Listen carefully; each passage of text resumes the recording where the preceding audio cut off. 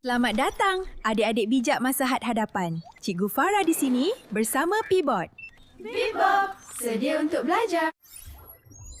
Jom belajar mengenal nombor. Adik-adik semua dah sedia? Siapa pandai mengira, angkat tangan. Dah sedia, cikgu. Ini nombor 1. Ini 1 biji bola. 1 biji bola.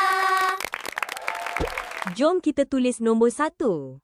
S A T U 1. Ini nombor 2.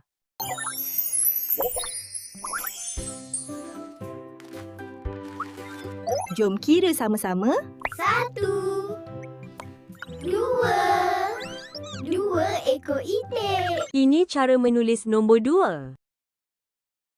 D U A 2. Ini ialah nombor 3.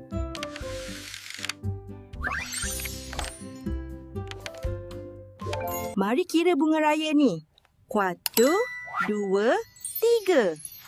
3 kuntum bunga raya. Jom tulis nombor 3. T I G A 3. Ini ialah nombor 4. Nombor 4. 4 batang pensel. Mari tulis nombor 4.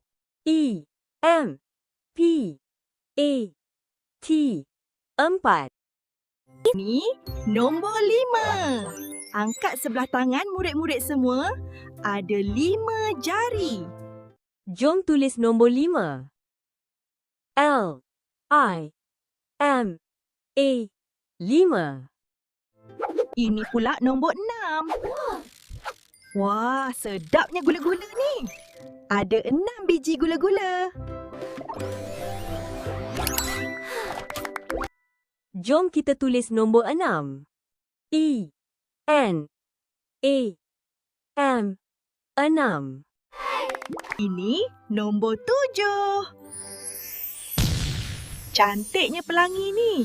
Ada 7 warna. Ini cara menulis nombor 7.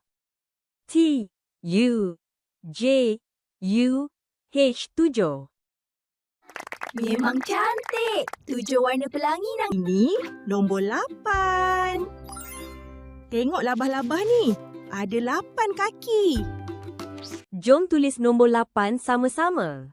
L A P A N 8. Tengok. Itu nombor 9.